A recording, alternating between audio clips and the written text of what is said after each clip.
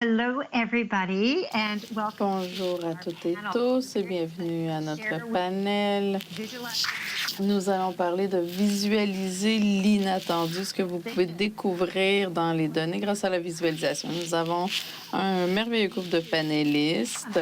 Je vais me présenter, Dr. Sarah Diamond, présidente éméritas de l'Université d'Ottawa, une des trois organisatrices de cet événement. Et je suis également directrice du laboratoire d'analytique visuelle, maintenant reconnaissance du territoire.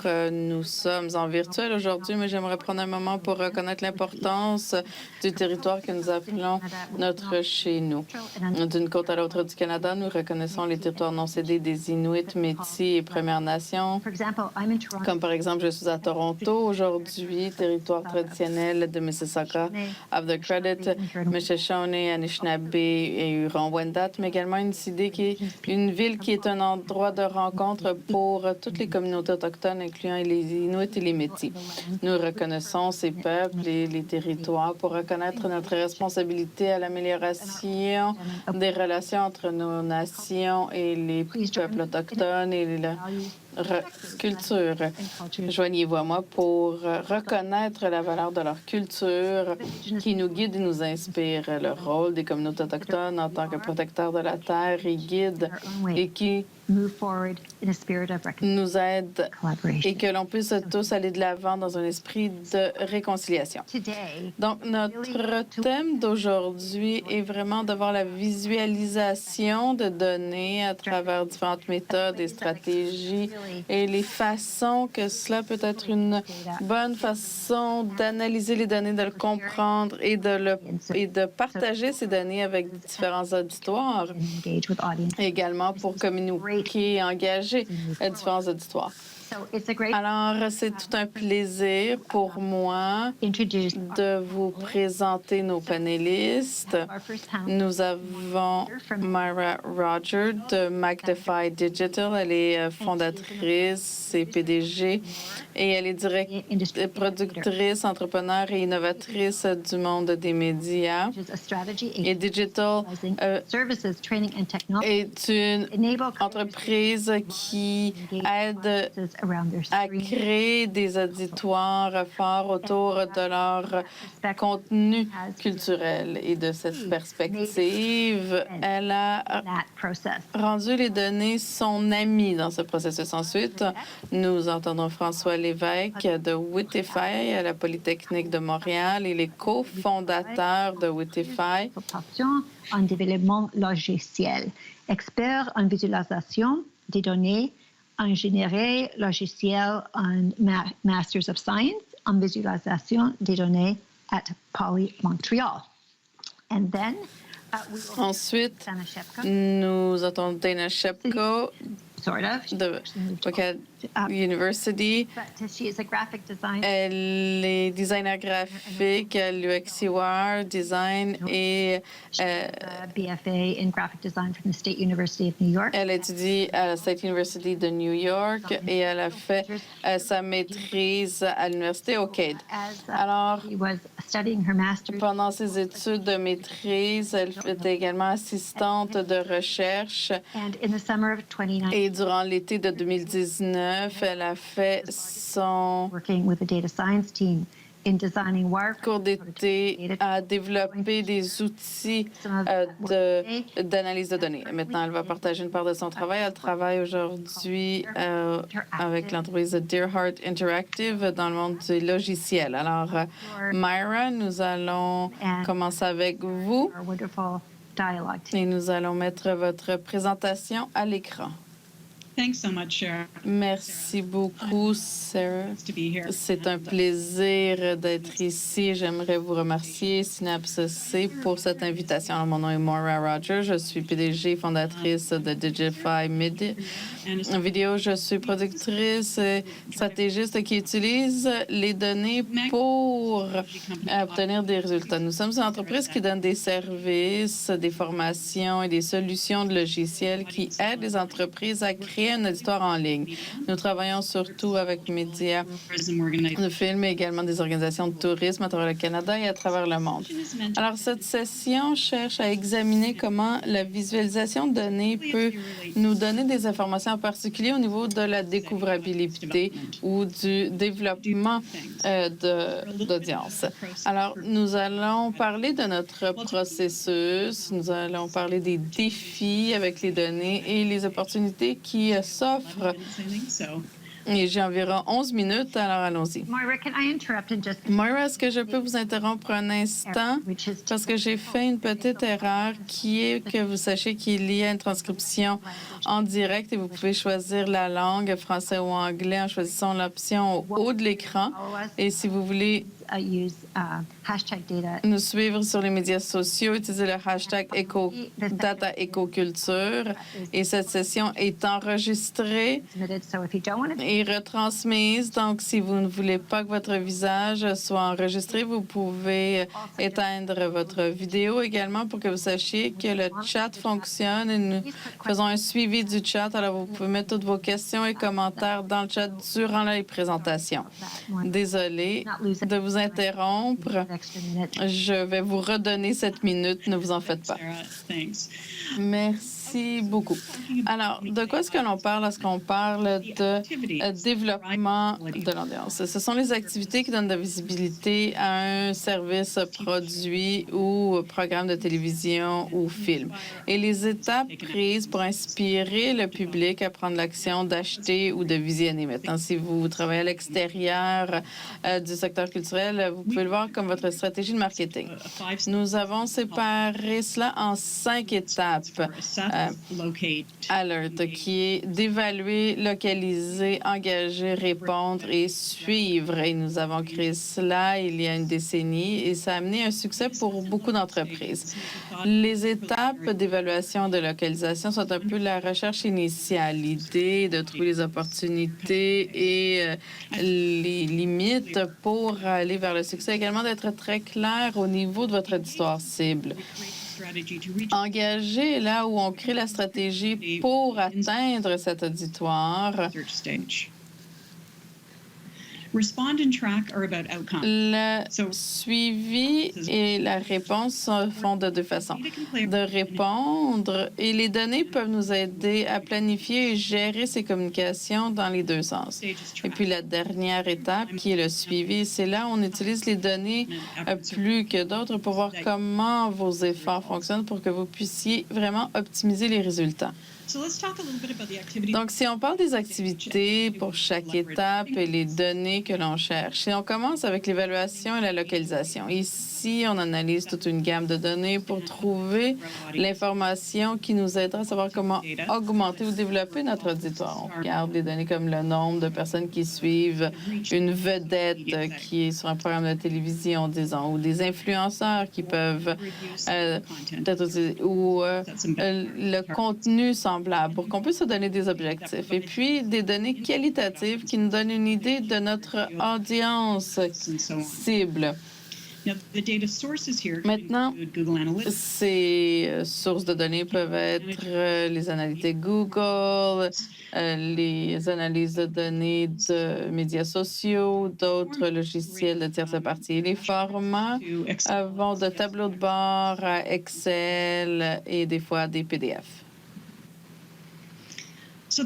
Alors, la question est à savoir comment est-ce que l'on peut donner un sens aux données. Alors ici, c'était une évaluation faite par l'agence, mais ça a été anonymisé. On peut voir que lorsque les données sont d'un petit groupe, c'est très facile de les voir. C'est le type de visualisation le plus simple que l'on utilise et le type que vous utilisez probablement quotidiennement. Ici, on essaie de voir si les partenaires impliqués ici peuvent aider à conscientiser autour du projet. Vous pouvez voir aussi facilement que le Centre canadien XYZ a le plus grand impact en ligne et peut avoir plus grande influence pour créer un suivi en ligne. Maintenant, au fur et à mesure que les données sont complexes, ça devient plus difficile. Voici ici des exemples où on essaie d'avoir de l'information sur l'auditoire. Ce n'est pas facile de trouver des tendances, en particulier lorsqu'on a multiples sources et ça prend plusieurs heures pour faire ce travail manuellement. Nous voyons donc le besoin de visualisation plus avancée dès le départ du développement de l'auditoire. Maintenant, au niveau de la recherche, on passe à la stratégie où on crée le plan pour aller chercher l'audience.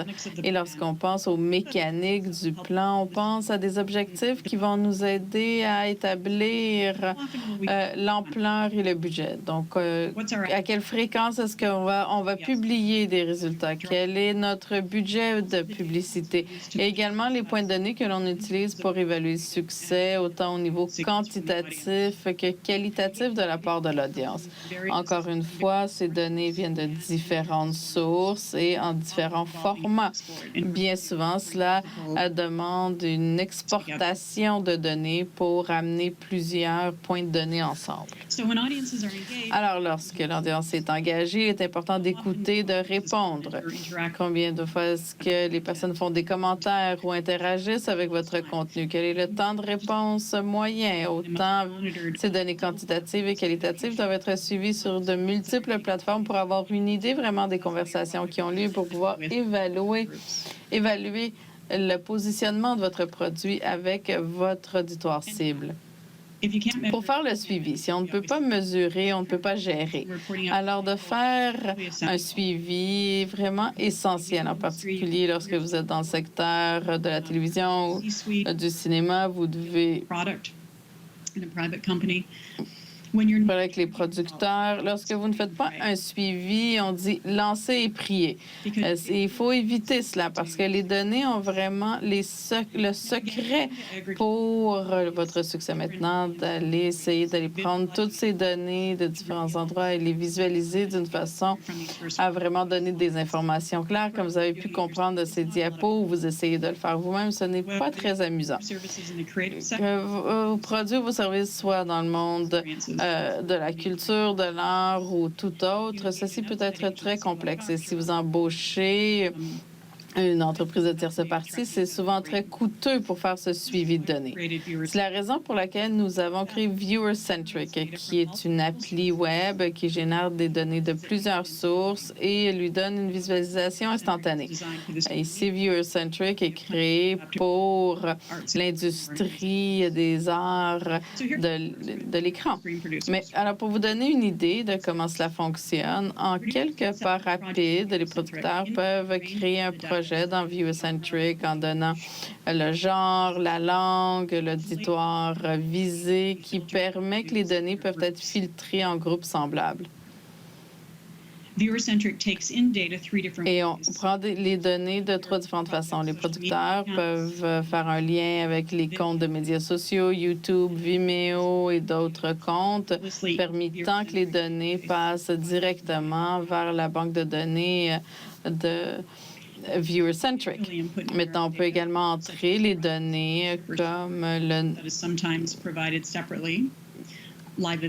à la main, le nombre de personnes qui étaient présentes en direct ou le nombre de personnes qui ont visionné une vidéo, etc. Et la troisième façon est que l'on peut mettre des données directement dans la base de données. On travaille avec différents programmeurs en ce moment qui ont les informations, on l'entre dans la banque de données, ce qui minimise les possibilités d'erreur et permet de sauver beaucoup de temps. Alors, les tableaux, les graphiques qui sont visualisés au début sont bien simples et ensuite, ils peuvent être filtrés pour ajouter différentes dimensions et informations. Vous pouvez voir ici les moyennes. Et souvent, lorsque vous regardez les données d'audience, c'est difficile de voir si les résultats sont bons, que si vous avez un bon résultat comparé à d'autres programmes semblables, etc. Alors, ceci vous donne une comparaison à d'autres programmes, toujours de façon anonyme, mais ça vous donne une idée. Et ensuite, la plateforme a des filtres également pour peaufiner cette comparaison, parce que bien souvent, des séries à la télévision, différents marqueurs de succès qu'un documentaire niche qui est visionné seulement une fois. Donc, on peut faire des comparaisons selon le genre, l'heure, le type de programme. Et si un simple tableau comme ça peut donner des informations intéressantes. Ici, vous avez l'auditoire pour 2 saisons, la saison 1 à gauche et la saison 2 à droite. Et cette descente montre qu'il y a de moins en moins de personnes qui visionnent durant la 2e saison. Alors, c'est important pour le marketing de rappeler peut-être à l'auditoire de retourner et voir les épisodes. Vous pouvez peut-être trouver un auditoire qui sera plus intéressé, ou peut-être que l'histoire perd de l'intérêt au fur et à mesure que le programme continue d'une saison à l'autre. Du côté entreprise, viewer-centric, les financeurs peuvent voir des données sur des programmes individuels où ils peuvent voir leur propre portefeuille. Ici, nous avons créé un index et ici, chaque bulle représente l'auditoire de chaque projet selon la durée de vie sur le marché. Donc, on produisait ces tableaux manuellement avec des feuilles de documents Excel et d'autres, et maintenant, ils sont disponibles sur demande. Maintenant, ce tableau peut être filtré également pour que vous puissiez voir seulement, disons, les séries web en français. Et cela peut être examiné pour voir quels programmes ont un meilleur rendement ou un moins bon rendement. Alors, ce que l'on essaie de comprendre ici, c'est de voir quels facteurs contribuent au succès d'un programme. Je ne sais pas si j'ai mentionné que la grandeur de la bulle est la grandeur de la contribution au niveau du financement. Et vous pouvez voir comment cela s'applique à d'autres industries également. Ça pourrait être des arts de la scène ou en tourisme, ça pourrait être des opérateurs individuels. Alors, ceci est un peu une synthèse. La progression d'un tableau très simple à des tableaux interactifs avec des possibilités de filtrer les données. Et puis, une fois que nous avons créé cet engin de données à l'intérieur de viewer-centric et que nous avons de plus en plus d'utilisateurs, et nous avons une collaboration intéressante avec le fonds Shaw et TELUS, et on va continuer à améliorer ces services de visualisation pour vraiment pouvoir informer sur des projets futurs, et on est très content de continuer notre travail avec Dr. Diamond là-dessus. Thank you very much. Merci beaucoup. Thank you so much, Moira. Merci beaucoup, Moira. Je vais retourner à vous à un certain moment pour vous demander comment est-ce que vous comprenez l'auditoire ou l'audience pour un produit et quelles sont les possibilités avec l'analytique. François Lévesque to present his work. Et maintenant, nous passons à François Lévesque. Ce sera la première présentation en français. MuseLink est un projet très intéressant, très lié avec le panel actuel. Un projet qui a été fait en collaboration avec la Bibliothèque et Archives nationales du Québec, qui, pour ceux qui ne viennent pas du Québec, est la plus grande librairie et bibliothèque de la province.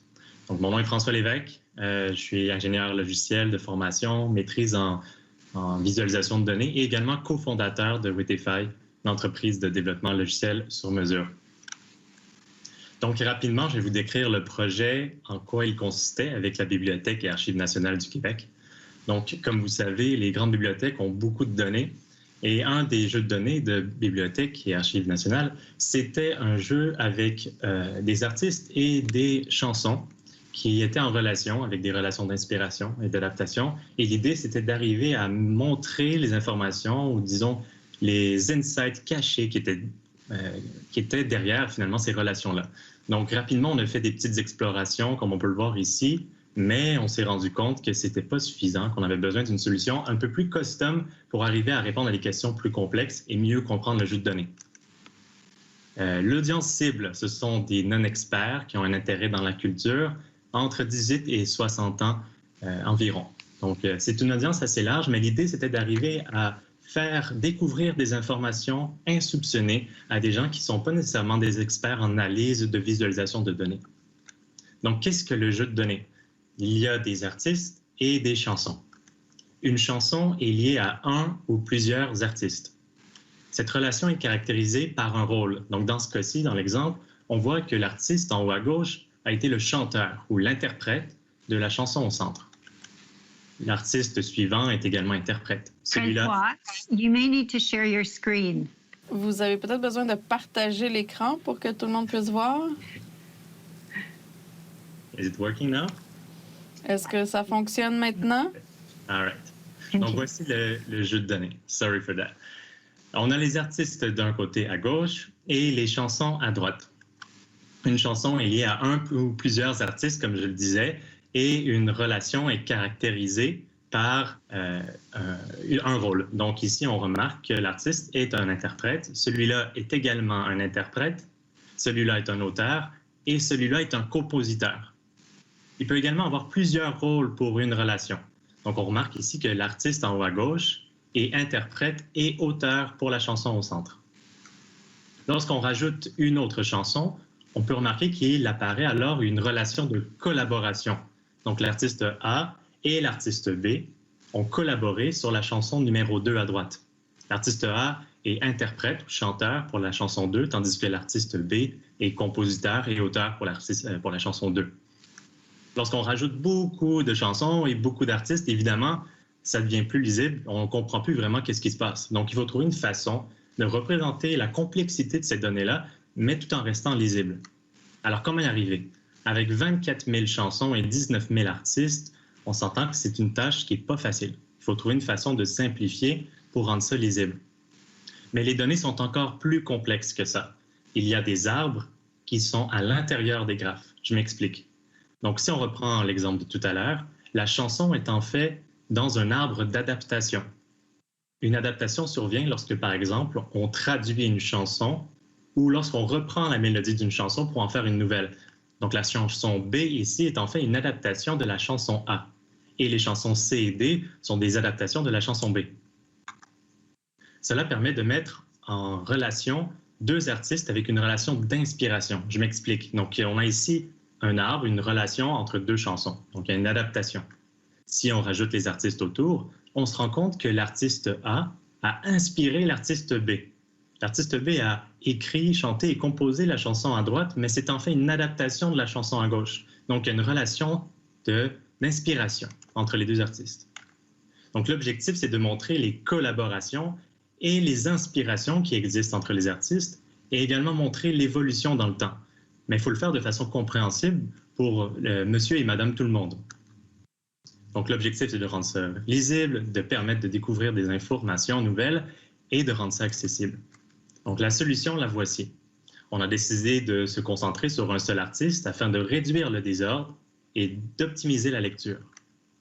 On a également divisé les informations en plusieurs vues séparées pour optimiser et simplifier chaque vue, et on vient ensuite lier les vues différentes avec des interactions. Voici un exemple avec Joe Dassin, qui est un chanteur francophone de France très connu. Donc ici, on a la vue principale, les lignes du temps. On a ensuite les listes d'artistes en bas à gauche et finalement, la vue par chanson en bas à droite. La vue en haut est moins importante, j'en parlerai pas aujourd'hui. La ligne du temps connectée est la plus importante. On retrouve toutes les chansons qui sont liées à Joe Dassin. Chaque chanson est représentée par un cercle. Les chansons sont placées sur l'axe des X en fonction de leur date de production. Elles sont également liées avec des liens d'adaptation qui sont visuellement représentés sur les lignes du temps. La première ligne du temps, la ligne du temps principale, est celle des productions. Ce sont toutes les chansons que Joe Dassin a produites. À gauche, on retrouve des chansons dans lesquelles il était soit auteur, soit interprète principal, c'est-à-dire qu'il a été le premier chanteur, ou soit compositeur. À droite, on retrouve des chansons où il a fait une reprise, donc il a été le deuxième, le troisième, le quatrième à chanter. En haut, on retrouve les inspirations. Ce sont des chansons qui ont inspiré Joe Dassin. Prenons un exemple. « Ce n'est pas une fille » est une chanson qui a été produite en 1965 par Joe Dassin. Mais c'est en fait une adaptation française de la chanson anglaise écrite en 1961, appelée Wanted Men. Joe Dassin a également chanté St. James Infirmary, mais c'est pas lui qui l'a composée évidemment, puisque c'est une chanson qui a été originalement écrite en 1928. La ligne du temps en bas représente les influences, c'est-à-dire des chansons qui ont été influencées par Joe Dassin. À gauche, on retrouve des adaptations et à droite, on retrouve des reprises ou des covers. Un exemple ici, I Fish Baby, une chanson qui a été écrite en 1967, est en fait une adaptation de Bébé requin, une chanson francophone qui a été écrite la même année par Joe Dassin. Un autre exemple, Plus je te vois, plus je te veux, est une reprise d'une chanson qui a été originellement chantée par Joe Dassin en 68, mais qui est en fait aussi une adaptation de Everlasting Love écrite un an plus tôt. En bas, on retrouve pour chaque ligne du temps une colonne des artistes. À gauche, on a les inspirateurs, donc des gens qui ont inspiré Joe Dassin. Tony Jowett est la personne qui a le plus inspiré Joe Dassin, avec 18 implications. Au centre, on retrouve les collaborateurs. Ce sont des gens qui ont collaboré avec Joe Dassin. En première position, on retrouve Claude Lemel avec 62 implications. On remarque, avec son rôle, que c'est une personne qui a surtout été un auteur, donc qui a écrit les chansons pour Joe Dassin. Et finalement, à droite, on retrouve les influencés, les gens qui ont été influencés par Joe Dassin. En cliquant sur une chanson, on peut voir plus de détails sur la chanson. Je n'entrerai pas en détail là-dedans, mais il y a des informations supplémentaires qui seront présentées. On a fait une étude d'utilisateur du produit pour évaluer son efficacité et on s'est rendu compte que 95% des utilisateurs ont découvert des nouvelles informations, ce qui est très, très prometteur. Il y a eu également un très bon engagement utilisateur. Les gens comprenaient les données, étaient satisfaits par l'information découverte et ont également été divertis par les informations qu'ils ont découvertes. Donc, en résumé, on avait un très grand et complexe jeu de données. On a décidé de mettre l'accent sur un seul artiste pour réduire le désordre. On a divisé la visualisation en vues séparées, ce qui a permis de révéler des relations cachées entre les différents artistes. Donc, quelles sont les leçons à retenir? Dans le livre Visualization Analysis and Design par Tamara Munzer, livre très populaire en visualisation de données, il y a trois principales étapes à respecter. D'abord le what, c'est-à-dire les données, le why, les tâches, la cible, la personne à qui on veut répondre, à qui on veut faire la visualisation de données, et le how, c'est-à-dire les modèles de visualisation ou le design qui permet d'y atteindre. Donc on pourrait croire que ces trois tâches se font de façon séquentielle, mais ça se fait plutôt de façon itérative. Et le projet avec Bibliothèque et Archives nationales est un exemple parfait de ça. Les données étaient très complexes. Je vous les ai pas mal résumées aujourd'hui. Ça avait l'air relativement simple, mais ça a pris beaucoup d'essais avant de bien comprendre qu'est-ce qu'il y avait de caché derrière ces données. Donc, il a fallu analyser en premier les données, poser des questions avec l'audience, faire des premiers prototypes et revenir en arrière plusieurs fois. Généralement, les gens en sciences et les ingénieurs sont assez bons pour le what et le how. Ça se fait relativement facilement. Par contre, le why, souvent, et je parle surtout des gens en génie, on a de la misère à penser à ça. On oublie un peu à qui s'adresse l'outil. On est tellement concentré sur le technique qu'on oublie de se poser les questions. Qu'est-ce qu'on veut faire avec cet outil? Ou on a l'impression que c'est trop clair. Ah, c'est ça que cette personne-là veut. Et je vais y arriver facilement avec tel outil. Mais c'est important, et ça m'amène à mon deuxième point, d'avoir un user-centered design, c'est-à-dire un design centré utilisateur, où à chaque étape du processus, on valide nos idées avec l'audience ciblée. C'est quelque chose qui est très important pour s'assurer d'avoir des bons résultats à la fin du projet. Donc, que ce soit le brouillon, un premier dessin ou un premier prototype, toujours le valider avec la personne qui va réellement utiliser l'outil. Ça ne s'applique pas juste en visualisation de données, ça s'applique dans beaucoup de domaines, entre autres avec probablement la paperasse du gouvernement, ça pourrait aider, mais là, je m'écarte un peu. Donc, voilà ce qui résume pas mal le Muslink, le projet que je vous ai présenté aujourd'hui. Il y a un démo qui est disponible sur muslink.witify.io, seulement disponible sur les ordinateurs avec des grands écrans, donc pas sur les mobiles. Et si vous avez des questions, ne vous gênez pas à la fin de la réunion. Merci.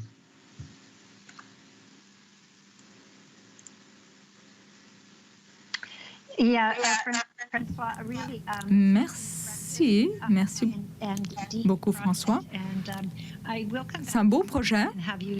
très intéressant et on va revenir là-dessus également un petit peu plus tard, voir comment est-ce que ça a été utilisé. C'est un petit peu la même question, Mara, mais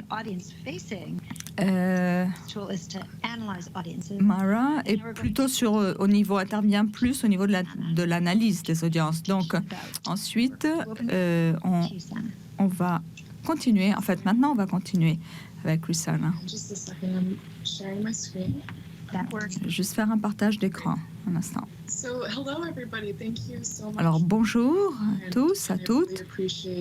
J'apprécie beaucoup de faire partie de ce panel et je sais toute l'organisation que ça prend pour un événement comme celui-ci. C'est pas facile, surtout en temps de pandémie. Alors, bravo à tous les organisateurs. Alors, aujourd'hui, je vais vous parler d'un projet sur lequel j'ai travaillé quand j'étais étudiante au Cady University. Alors, je travaillais en Visual Analytic Labs, et on voulait produire un outil de visualisation de tableau de bord qui pouvait être utilisé à l'interne. Et la raison pour laquelle on voulait un tableau de bord, c'est parce que ça produit énormément de données sur une base routinière. Et c'est ce qui nous intéressait, donc sur les comportements et les intérêts des usagers. Donc, on voulait une visualisation interactive qui puisse nous révéler les patterns de l'audience, du public. Alors, pensez que cet outil peut être utilisé dans les contextes des différents publics, audiences. Même si dans notre cas, nous l'avons utilisé pour les lecteurs. Donc, le projet est né du Visual Analytics Lab et le but, c'est de permettre des visualisations narratives qui nous donnent une idée des intérêts des lecteurs du globe et de voir si ces intérêts correspondent avec les types de publicité que l'on fait. Alors, on a travaillé en étroite collaboration avec l'équipe du Globe, donc l'équipe de publicité, de marketing du Globe. Alors, au début, il a fallu identifier les objectifs de l'outil. Les usagers étaient les employés de l'équipe du marketing et de publicité du Globe. Et donc, on voulait voir le comportement de l'audience cible. Alors, on voulait comprendre quelle était la différence, quels étaient les points de rencontre des intérêts différents de la part des lecteurs. Alors, ce qu'on a utilisé, c'est ce qu'on appelle un taste score, donc une évaluation des goûts, un score des goûts. Alors, il mesure l'intérêt des lecteurs sur un sujet donné. Et les sujets sont catégorisés en différents groupes. Donc, dans le cadre de ce projet, on voulait se pencher sur l'analytique des publicités par rapport aux lecteurs du Globe. Donc, notre équipe, en tandem avec l'autre équipe plus scientifique, a combiné donc les technologies comme Python et d'autres technologies. Donc, c'est un petit peu ce que je mentionnais quand je parlais de l'arrimage de nos groupes de travail. Et donc, on a catégorisé les différentes publicités. Donc, il y a plusieurs séries de données qui devaient être mises en relation.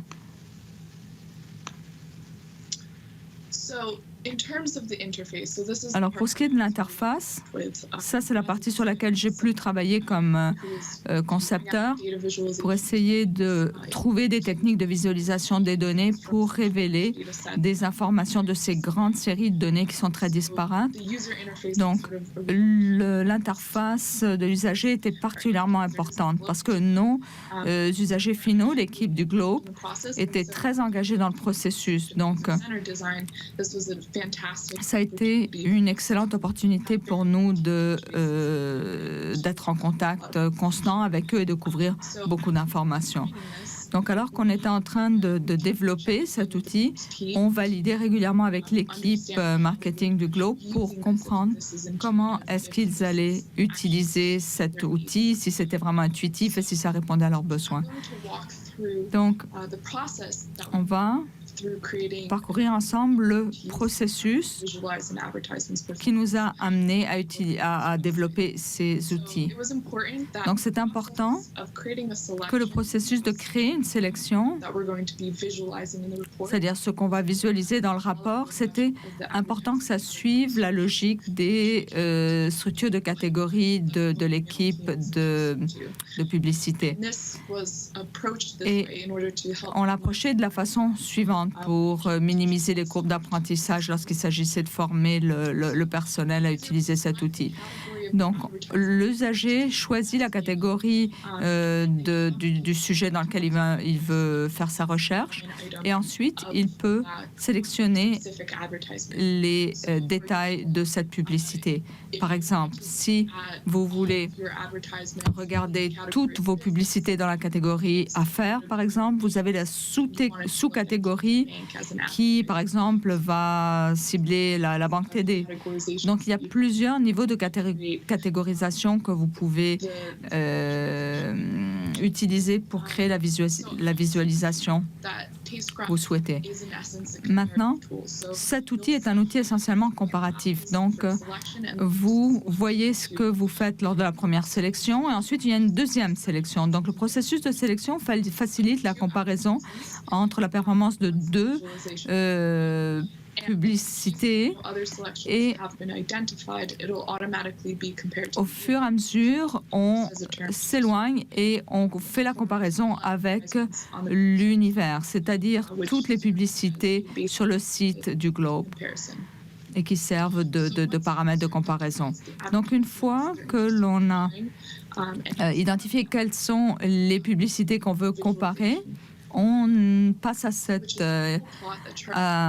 interface qui est celle, donc, conformément, qui va avec les groupes de goût, de choix. Alors, ici, ça montre les données d'une façon structurée, de façon à créer des compartiments. Donc, il faut ajouter un texte pour expliquer cette interprétation. Au fur et à mesure qu'on le développait, on s'est rendu compte qu'il fallait que l'on travaille très fort sur la narrative, sur toute la description. Donc, on a subdivisé les différentes performances, les différents résultats des publicités.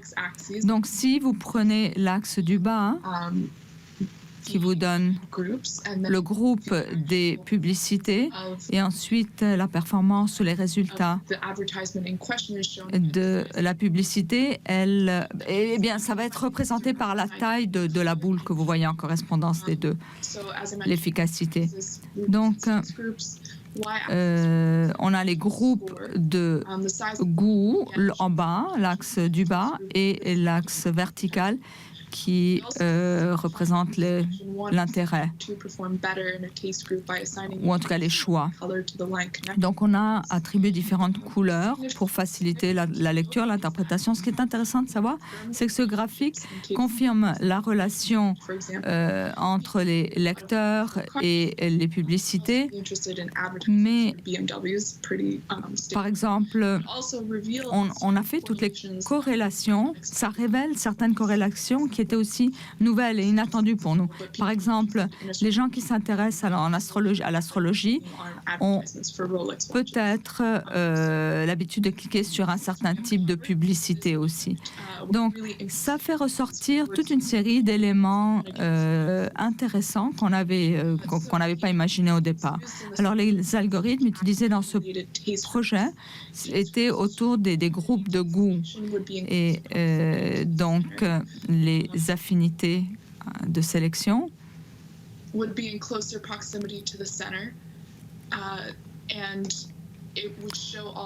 Donc,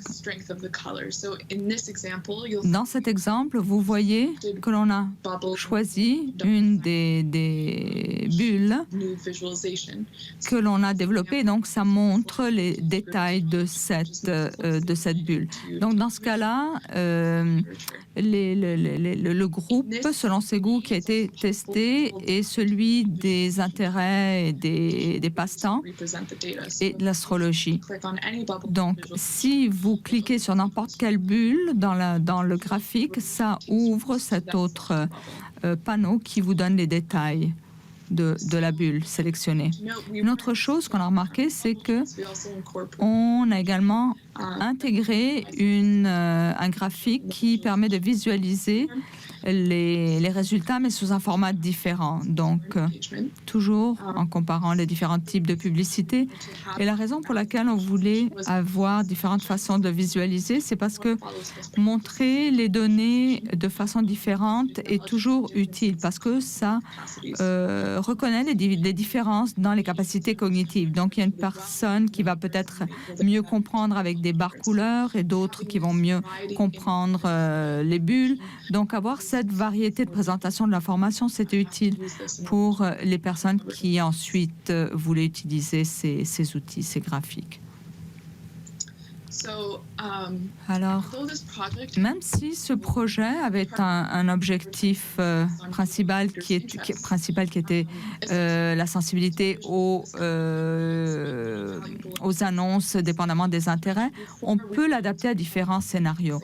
On a été capable de faire ressortir des résultats qui étaient inattendus. Et d'autre part, c'est important pour nous de regarder les données, la visualisation comme un outil que l'on peut utiliser pour découvrir des nouvelles choses, dans le sens que c'est axé sur les données, sur les statistiques, et c'est pas biaisé, parce que les données, c'est la meilleure façon pour apprendre et pour s'améliorer. Donc, c'est un outil de visualisation très, très important, très utile. Alors, je vous remercie beaucoup. Thank you very much. Great. I'm going to start out. Merci. Alors, je vais commencer avec les questions, mais je vais aussi rappeler à nos participants d'envoyer leurs questions dans le chat. Et Maura, je vais m'adresser à Maura. Je voulais parler un petit peu de vos usagers et de comment vous adresser à eux. Donc, vous avez des graphiques qui sont très intuitifs, mais vous êtes capable aussi d'aller plus en profondeur dans ces données. Donc, juste pour nous donner une idée du niveau de sophistication de vos usagers, pouvez-vous nous en parler un petit peu plus? Oui, on a passé beaucoup de temps à réfléchir à ça, parce qu'on va d'usagers qui sont complètement nouveaux pour les données, et on va jusqu'à des usagers qui sont beaucoup plus habitués.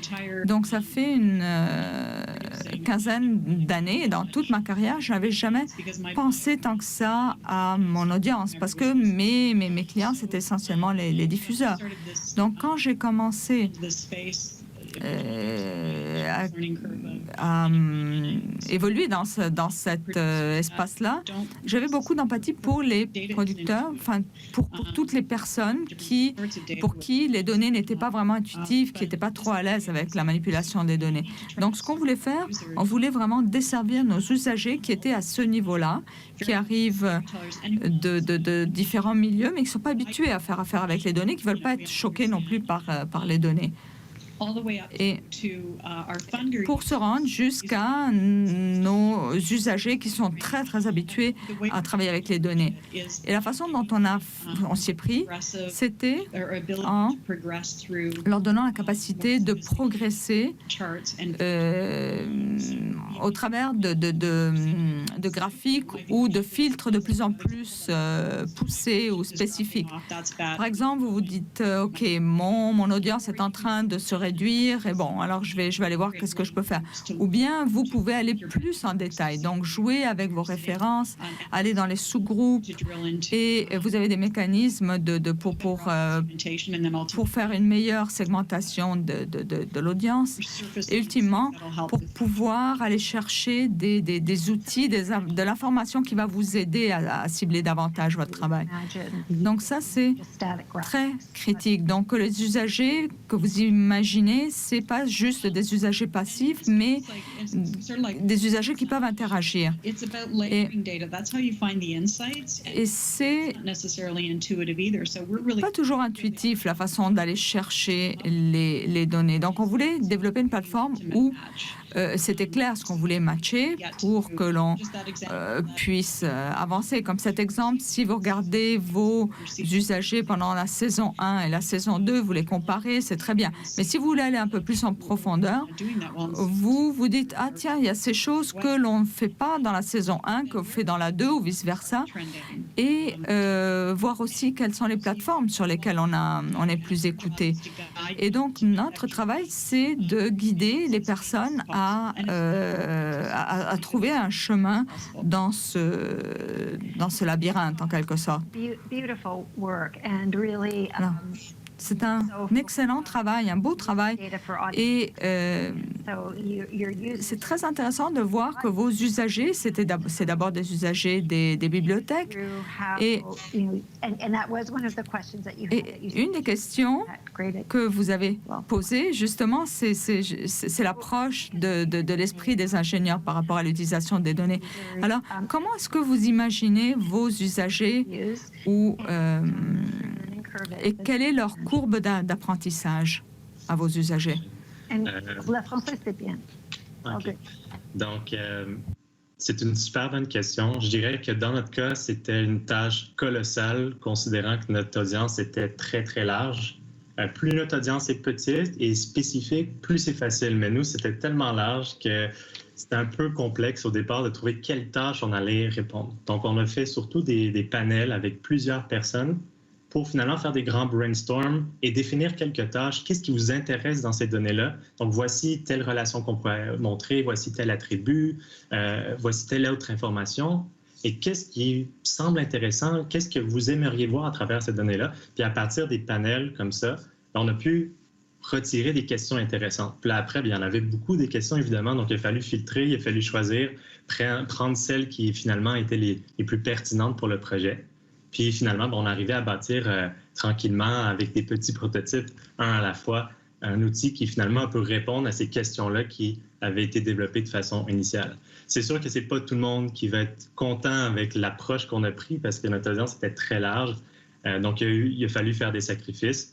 Mais les questions qu'on a choisies, l'audience qui a été évaluée pour ces questions-là précises a été très satisfaite et a vraiment apprécié découvrir des nouvelles informations. Est-ce que ça répond bien à la question?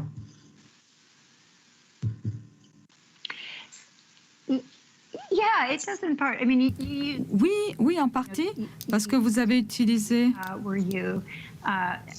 donc like a bubble graph, and you un petit peu comme le processus d'identifier vos questions, et ensuite les gens pouvaient cliquer, aller voir les relations sur ces bulles. Mais comment est-ce que vous avez pensé le design visuel? Comment c'est venu? Et comme avec le Globe and Mail, j'imagine que vous avez choisi d'avoir différentes représentations et vous avez des graphiques qui sont très directs, qui permettent de faire les comparaisons facilement, mais aussi créer les liens entre les clusters et le temps. Alors, comment est-ce que vous avez conçu ça visuellement? C'était quoi votre processus pour vous rendre à cette visualisation? Peut-être que j'ai justement des anciens prototypes qui pourraient permettre d'expliquer un peu l'évolution. Donc, depuis le début, l'idée, là, c'était d'arriver à faire un design qui permettrait de montrer chaque chanson de façon précise. Donc, évidemment, plus on vient agréger des données, bien, plus la donnée est simple à lire, mais on perd généralement beaucoup d'informations. Donc, l'idée, c'est qu'on voulait garder la complexité, mais la rendre aussi digestible. Parce que souvent, les utilisateurs, si tu digères trop, bien, on va perdre un peu la distribution dans le temps, on va perdre des informations super intéressantes sur finalement comment les données étaient réellement composées au fil des années, ou alors on va perdre des informations sur les rôles. Donc, il fallait vraiment se concentrer sur l'unité qui finalement était la chanson dans notre cas. Donc ça a été la première contrainte qu'on s'est donnée. Il fallait représenter la chanson en tant que telle. Donc les premiers designs, comme on peut le voir ici, étaient très concentrés sur la chanson. Donc on gardait toujours cette idée-là. You haven't shared your screen yet, so share your screen. Oh mon Dieu. Vous n'avez pas partagé votre écran. Voice description is It's not easy. OK. There you go. Now, Okay. Voilà. Donc, comme on peut le voir ici, chaque chanson est représentée de façon unique. Donc, c'est justement ce qu'on essayait de faire. Puis dans un autre défi ici, ça c'est d'ailleurs une autre représentation qui a été faite un peu plus tôt, mais qui ressemble à la représentation finale. Mais on voyait déjà qu'on avait cette idée-là de représenter la chanson et de garder la distribution dans le temps. Parce que si on ne montre pas la distribution puis qu'on vient seulement faire un diagramme à bande, par exemple, bien là, on ne peut pas répondre à des questions du style pendant quelle année l'artiste Nana Mouskouri a fait la majorité de ses chansons. Là, on peut deviner que c'est pendant les années 70 qu'elle a été très populaire, qu'elle a fait beaucoup de chansons.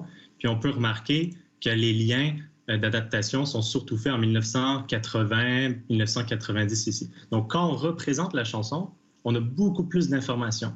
Par contre, je suis d'accord qu'on perd un peu en lisibilité. Il y a beaucoup d'informations, mais l'idée, c'est qu'il faut trouver une méthode de visualisation qui permette quand on prend du recul, même s'il y a beaucoup d'informations, ça fait des petits groupes que l'œil est très capable de reconnaître. L'œil est très fort pour reconnaître les patrons, les patterns en anglais, et c'est ce que la visualisation a permis de ressortir au final. Donc, voilà ce qui résume un peu la question. J'imagine que ça répond un peu mieux.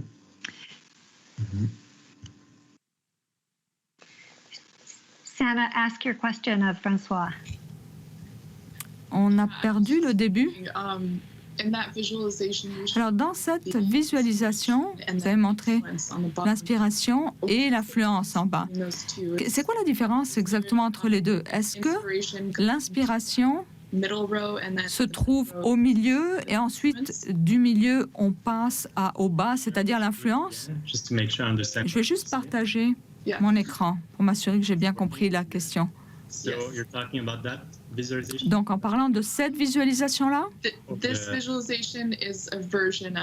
donc cette visualisation, c'est une des versions. Voilà, c'est peut-être celle-là. Donc, la différence entre l'inspiration et les influences. Pour répéter la question en français, donc, quelle est la différence entre les inspirations en haut et les influences en bas? Donc, la grande différence, c'est la direction de l'influence. Donc, en ce moment, on regarde un artiste. On regarde Joe Dassin, qui est un artiste francophone. Toutes ses chansons sont sur la ligne du temps centrale ici.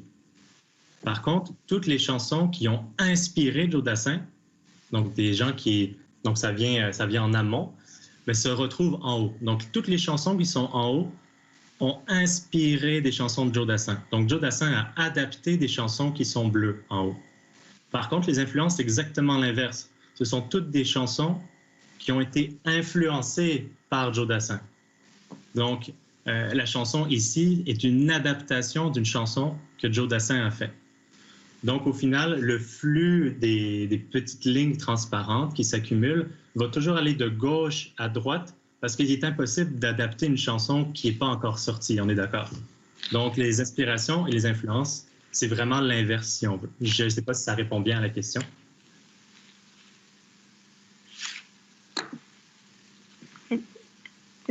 Thank you. Sana, Merci. a question for you. Question, vous, Sana, parce que cet outil développé pour Global Mail, pour le département, pour le service du marketing, ce qui s'est passé, c'est qu'il a été intégré donc à l'interne, mais en fait, il est utilisé aussi par leur équipe analytique pour comprendre les meilleurs outils et quelles sont les meilleures recommandations en termes de publicité. Donc, c'est un bon exemple de souplesse, mais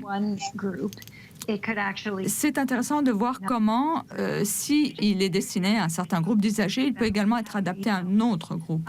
Donc,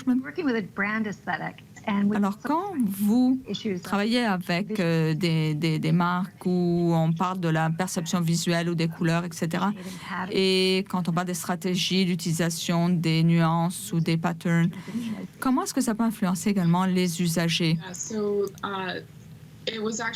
Alors, c'était un processus très intéressant parce que, comme je vous disais, on a eu beaucoup de rencontres avec eux, avec leur équipe, et ce qui est ressorti, c'est qu'une de nos conceptions initiales, c'est qu'en noir, on indiquait les différences entre les bulles.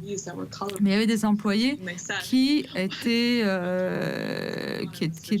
des problèmes de couleur, qui étaient daltoniens, donc ils ne pouvaient pas voir les différences entre les couleurs qu'on utilisait. Alors, c'était très important d'avoir le feedback des usagers. C'est ça qui nous a fait comprendre qu'il fallait qu'on intègre des indicateurs visuels différents.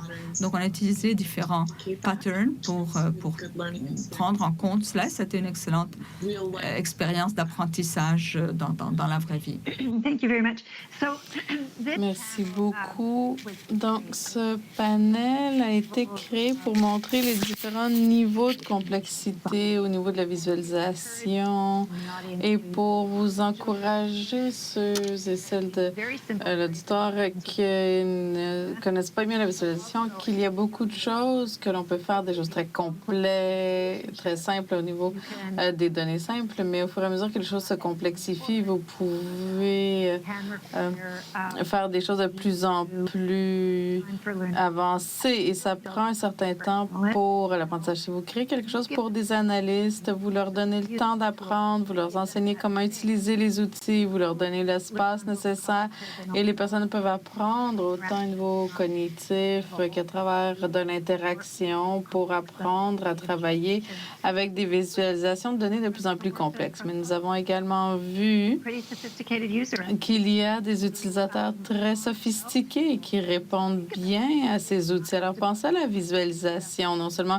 d'analyser vos données pour créer vos analyses d'audience, mais également pour votre audience, pour qu'ils puissent être engagés avec votre contenu, avec leur expérience et leur permettre de donner des réponses à travers ces outils de visualisation. Alors, merci beaucoup aux panélistes. Je vais maintenant vous parler un peu de ce qui vient. Nous avons notre dernière session de la journée. Caddy Demul, qui est artiste, qui sera présenté par Mutech. Et vous pouvez également réserver une consultation au bar. Et donc, merci beaucoup, Moira François, pour ces excellentes présentations, d'avoir partagé vos connaissances et je vous souhaite une bonne fin de journée. Et on se voit plus tard. À demain et à tout à l'heure. Merci.